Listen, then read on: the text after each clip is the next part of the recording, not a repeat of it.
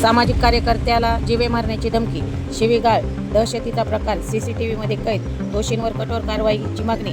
नमस्कार, जनशक्ती महाराष्ट्र न्यूजमध्ये आपले स्वागत आहे. मी पत्रकार ज्योती दुसांबळ. बीड नगर परिषद बीड येथील कथित भ्रष्टाचार प्रकरण उघड करत संबंधित अधिकाऱ्याविरोधात आवाज उठवणारे सामाजिक कार्यकर्ते अशोक भाई कोकाटे यांना खंडणीची ऑफर देत जीवे मारण्याच्या धमक्या देण्यात आल्याचा अत्यंत गंभीर व संतापजनक प्रकार समोर आला आहे.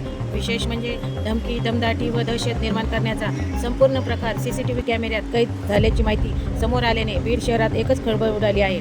या प्रकरणी अक्षय कोकाटे यांनी पोलीस अधीक्षक बीड व पेडबीड पोलीस ठाण्यात लेखी तक्रार दाखल करून संबंधितात तत्काळ गुन्हा नोंदवून कठोर कारवाई करण्याची मागणी केली आहे.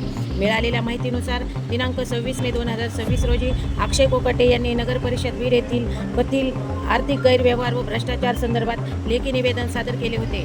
या निवेदनात नगर परिषद बीडचे लेखापाल गणेश तुळशीराम पगारे यांच्या विरोधात चौकशी करून कायदेशीर कारवाई करण्याची मागणी करण्यात आली होती.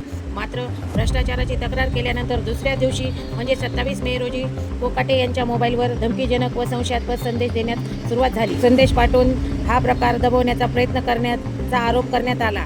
यासोबत सतत फोनवरून मानसिक दबाव निर्माण करत जीवे मारण्याच्या धमक्या देण्यात आल्याची तक्रार नमूद करण्यात आली आहे. दरम्यान दिनांक 27 मे रोजी रात्री अंदाजे 8 वाजण्याच्या सुमारास नगरसेवक भारत कांबळे यांच्या कार्यालयात अक्षय कोकाटे तक्रार अर्ज तयार करत असताना गणेश पगारे व मुन्ना गायकवाड हे तेथे आल्याचा आरोप आहे. त्यावेळी कार्यालयाबाहेर उभे राहून कुठे आहे तो अक्षय कोकाटे, त्याला बाहेर काढा, दाखवतो त्याला, अशा शब्दात दमदाटी करण्यात आली. तसेच अश्लील भाषेत शिवीगाळ करत आक्रमक पवित्र घेत थेट जीवितास धोका निर्माण करण्याचा प्रयत्न करण्यात आल्याचा गंभीर आरोप करण्यात आला आहे. हा संपूर्ण प्रकार सीसीटीव्ही कॅमेऱ्यात कैद झाल्याचे सांगण्यात येत आहे. सामाजिक प्रश्नावर आवाज उठवणाऱ्या कार्यकर्त्याला अशा प्रकारे धमकवण्याचा प्रयत्न होत असल्याने शहरात तीव्र संतापाची लाट पसरली आहे.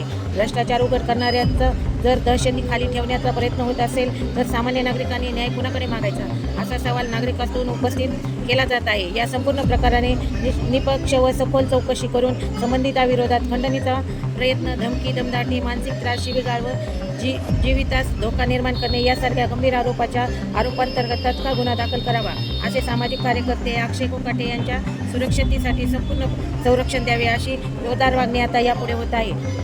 जिल्ह्यातील असेच नवनवीन अपडेट घेण्यासाठी जनशक्ती महाराष्ट्र न्यूज चॅनल या डिजिटल मीडिया पेजला सबस्क्राईब करा, शेअर करा, लाईक करा, बेल आयकॉन दाबायला विसरू नका. धन्यवाद.